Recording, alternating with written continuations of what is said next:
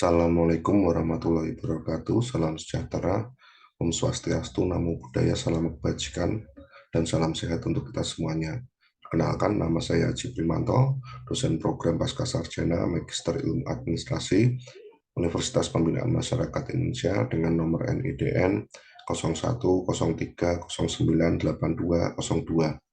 Kali ini saya akan memaparkan untuk bidang pengabdian kepada masyarakat sebagai bahan pelengkap persyaratan Sirdos yang saya ajukan. Seperti diketahui, ada beberapa kegiatan yang telah saya lakukan dari sejak tahun 2019 sampai dengan 2021. Di tahun 2019, saya menjadi ketua tim koordinator penanggulangan kemiskinan daerah Provinsi Jawa Tengah. Kemudian di tahun 2020, saya menjadi tenaga ahli untuk pencegahan penanggulangan kekerasan terhadap anak di sekolah Provinsi Jawa Tengah. Kemudian di tahun 2021, saya menjadi ketua tim sosialisasi kompetensi profesionalitas dan pengembangan SDM di SMP Negeri 2, 1 Atap, STM Hilir, Kabupaten Deli Serdang. Pada tahun 2019, selama 1 tahun saya menjadi ketua tim koordinasi penanggulangan kemiskinan daerah Provinsi Jawa Tengah yang bertugas dan bertanggung jawab untuk menyusun dokumen strategi penanggulangan kemiskinan daerah Jawa Tengah di Provinsi Jawa Tengah pada tahun 2000 untuk 2019 sampai dengan 2023. Ada beberapa kegiatan yang saya lakukan yaitu rapat koordinasi dengan TKPK di tingkat kabupaten atau kota dan mendengarkan pengaduan masyarakat melalui kegiatan kunjungan di tengah masyarakat desa miskin yang berada di wilayah 34 kabupaten kota di Provinsi Jawa Tengah, dengan melihat secara langsung kondisi masyarakat miskin di bidang kesehatan, pendidikan, infrastruktur dasar, ketenaga kerjaan, dan ketahanan pangan mereka pada saat itu. Nah, seperti diketahui bahwa menurut data dari Badan Pusat Statistik tahun 2019, jumlah penduduk miskin di Provinsi Jawa Tengah saat ini nomor 2 tertinggi setelah Provinsi Jawa Timur. Jumlah penduduk miskin di Provinsi Jawa Tengah pada saat itu sebesar 3.867,42 jiwa.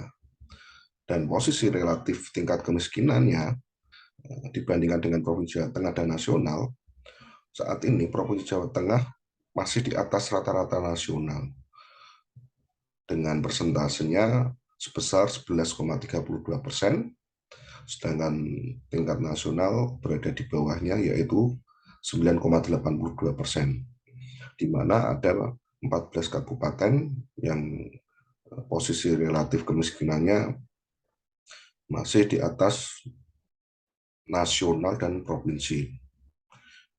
14 kabupaten tersebut yaitu Wonosobo, Kebumen, Brebes, Pemalang, Purbalingga, Banjarnegara, Rembang, Banyumas, Sragen, Klaten, Demak, Grobogan, Blora. Kabupaten yang masih di atas nasional yang ditunjukkan dengan warna kuning, Pekalongan, Boyolali, Karanganyar, Pati, Temanggung, dan kabupaten yang relatif baik posisinya ya kemiskinannya. Berjumlah 12 kabupaten, yaitu ada Kota Surakarta, Baraharjo, Semarang, Jepara, Kudus, Kota Pekalongan, Kota Salatiga, dan Kota Semarang. Mengapa diberi warna merah? Karena hal ini untuk menandai di mana Provinsi Jawa Tengah akan melakukan intervensi penurunan kemiskinan yang difokuskan di 14 kabupaten tersebut, sehingga nantinya posisi relasi 14 kabupaten kota ini secara signifikan akan menurun. Kemudian pada tahun 2020, saya ditunjuk oleh Dinas Pendidikan Provinsi Jawa Tengah sebagai tenaga ahli kebijakan publik untuk ikut serta dalam melakukan penyusunan dokumen pedoman pencegahan dan penanggulangan tindak kekerasan pada satuan pendidikan di Provinsi Jawa Tengah, yang tujuannya pada saat itu untuk yang pertama, melindungi setiap warga satuan pendidikan dari tindak kekerasan yang terjadi di dalam maupun di luar satuan pendidikan. Kemudian yang kedua adalah untuk mencegah setiap warga satuan pendidikan melakukan tindakan kekerasan di dalam maupun di luar satuan pendidikan. Dan yang terakhir yaitu untuk mengatur strategi pencegahan dan penanggulangan serta sanksi apa yang akan diberikan terhadap tindakan kekerasan pada satuan pendidikan yang melibatkan peserta didik, pendidik, dan tenaga kependidikan, baik sebagai korban maupun pelakunya. Dengan mendengarkan secara langsung dari pihak sekolah yang pada saat itu diwakili oleh pihak guru dan murid SMA atau SMK di seluruh kabupaten kota yang berada di wilayah Provinsi Jawa Tengah. Seperti diketahui bahwa jumlah kekerasan pada anak di kabupaten atau kota Provinsi Jawa Tengah menurut Kemen PPA pada periode Januari sampai dengan November tahun 2020 berjumlah cukup tinggi posisi di Jawa Tengah ini, yaitu sebesar 1.027 tindak kejahatan kekerasan pada anak yang terjadi, di mana kota Semarang merupakan kota yang paling banyak ya tindak kejahatan kekerasan terhadap anak, yaitu sebesar 90 kejadian. Sedangkan yang kedua berada di Kabupaten Cilacap dengan jumlahnya 85 tindak kejahatan kekerasan pada anak. Yang ketiga yaitu berada di Kabupaten Kebumen sebesar 65 tindak kejahatan kekerasan pada anak. Jenis kekerasannya ya, menurut sumber Kemen PPA pada tahun 2019 yang banyak terjadi adalah kejahatan pelecehan seksual yang tertinggi, di mana jumlahnya mencapai 734 kejadian. Sedangkan yang kedua yaitu kekerasan fisik berjumlah 324 kejadian, dan yang ketiga yaitu kekerasan secara psikis sebesar 306 kejadian.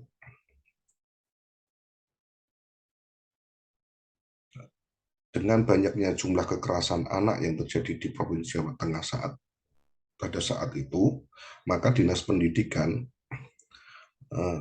melakukan pencegahan penanggulangan dengan menyusun dokumen tersebut agar para siswa, para anak yang bersekolah dapat merasa nyaman, dapat merasa terlindungi pada saat mereka melakukan proses belajar mengajar di sekolah, sehingga banyaknya jumlah kekerasan yang terjadi di sekolah dengan dokumen tersebut diharapkan dapat menurun secara signifikan pada tahun berikutnya. Karena hal itu dengan menurunkan tindak kekerasan yang terjadi pada anak pada saat di sekolah, maka pembelajaran yang dilakukan akan merasa lebih baik lagi, akan menimbulkan perasaan aman, nyaman, ya, karena tidak ada gangguan ya, tidak ada gangguan dari pihak-pihak yang tidak bertanggung jawab, ya, yang banyak dilakukan oleh guru-guru mereka, ya, tenaga kependidikan mereka, ya, akibat dari kelakuan mereka yang tidak baik.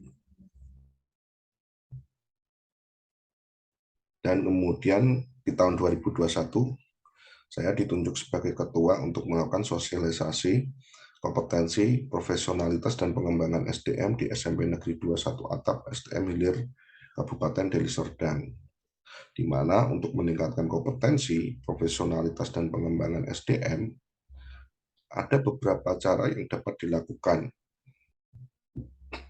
Misalnya saja melalui training atau pelatihan, kemudian ada pendidikan, kemudian ada pembinaan, kemudian memberikan kesempatan kepada guru untuk menyampaikan ide atau gagasannya pada saat dilakukannya rapat terbuka, dan yang terakhir adanya reward and punishment. Ya. Pada saat itu saya melihat bahwa reward and punishment ini sangat penting sekali. Ya. sangat penting sekali untuk diberikan oleh guru, ya, guru di SMP tersebut. Karena dengan adanya reward and punishment, maka prestasi apa yang dihasilkan oleh guru dengan diberikannya reward, mereka akan merasa lebih dihargai, lebih merasa dihargai dan dianggap berhasil, ya, berhasil menunjukkan prestasi mereka. Bagaimana cara untuk melakukan pembelajaran terhadap murid-muridnya, ya. Kemudian begitu juga sebaliknya, apabila guru tersebut tidak melakukan peraturan atau aturan yang telah ditetapkan oleh pimpinannya, yaitu kepala sekolah, maka sudah sewajarnya guru tersebut diberikan sebuah hukuman, ya. Sebuah hukuman agar mereka dapat eh, merasa lebih bertanggung jawab lagi bagaimana guru tersebut dapat membimbing mendidik murid-muridnya pada saat berada di sekolah ataupun di luar sekolah. Demikian paparan presentasi saya terkait dengan bidang pengabdian kepada masyarakat. Mohon maaf atas segala kekurangannya. Terima kasih atas segala perhatiannya. Wassalamualaikum warahmatullahi wabarakatuh.